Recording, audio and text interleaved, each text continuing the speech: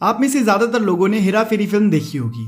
ये एक ऐसी फिल्म है जिसने भारत में एक कल्ट मूवी का दर्जा हासिल कर लिया है।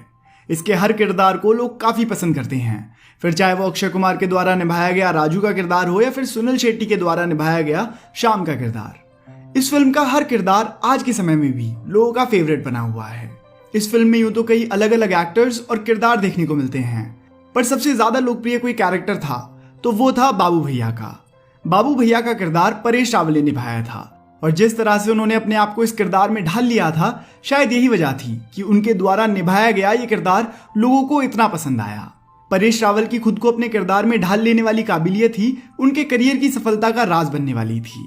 परेश रावल ने न केवल हेरा फेरी में बल्कि कई और फिल्में जैसे ओ माय गॉड, हंगामा, चुप चुप के और सरदार में भी काफी कमाल की एक्टिंग की है और अपनी कमाल की एक्टिंग के दम पर ही वो दुनिया भर में अपने फैंस भी बनाने में कामयाब रहे हैं।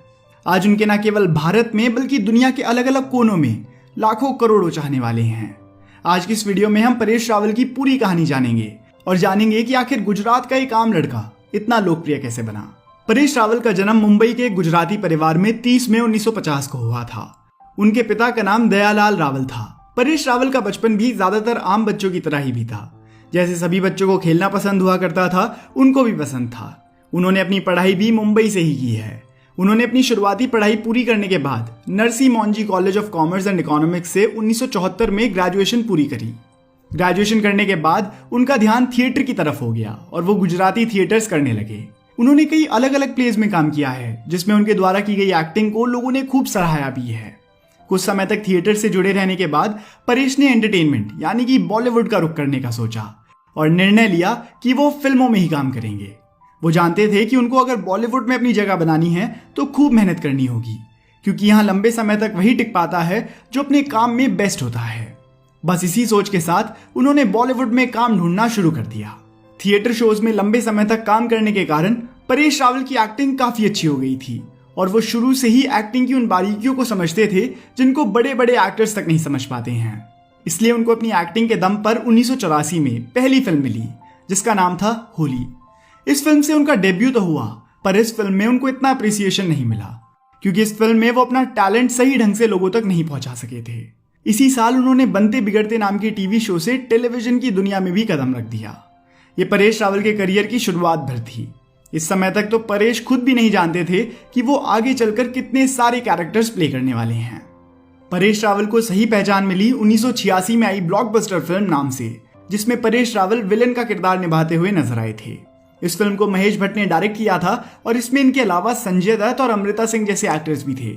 इस फिल्म में परेश रावल के किरदार को क्रिटिक्स की खूब वाहवाही मिली और इस परफॉर्मेंस ने यह सुनिश्चित कर दिया कि परेश रावल इस इंडस्ट्री में लंबे समय तक रहेंगे। इस फिल्म की सफलता के बाद तो परेश रावल डायरेक्टर्स के फेवरेट विलेन बनने लगे। 80 और 90 के दशक में परेश रावल ने कई फिल्में जैसे रूप की रानी, चोरों का राजा, कब्जा, किंग अंकल, राम लखन, दौड़ और बाजी में विलन का किरदार निभाया। उन्होंने अपने हर किरदार में अपना पूरा टैलेंट झोंका और इसीलिए उनके द्वारा निभाया गया हर किरदार आज भी लोगों को बखूबी याद है। 1993 में परेश रावल केतन मेहता की सरदार फिल्म में नजर आए थे। ये फिल्म भारत के स्वतंत्र सेनानी रहे सरदार वल्लभ भाई पटेल की जिंदगी पर आधारित थी।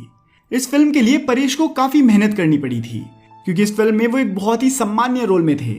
जब उनकी ये फिल्म रिलीज हुई तो इस फिल्म में उनके द्वारा निभाए हुए किरदार को न केवल नेशनल बल्कि इंटरनेशनल लेवल पर भी खूब सराहा गया। इस फिल्म में अपने किरदार से परेश रावल ने साबित किया कि वो एक वर्सेटाइल एक्टर हैं और न केवल विलेन बल्कि हीरो के किरदार को भी भली भांति निभाना जानते हैं। इसी तरह वो आगे भी लगातार फिल्म्स में काम करते रहे।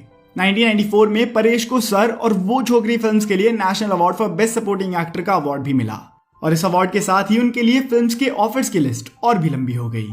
फिर वर्ष 2000 में परेश के जीवन में एक ऐसा रोल आया जिसने उनकी लोकप्रियता में 4 चांद लगा दिए। इस साल परेश हेरा फेरी सीरीज की पहली फिल्म में बाबू राव का किरदार निभाते हुए नजर आए। उनके किरदार ने उनको घर घर में मशहूर कर दिया।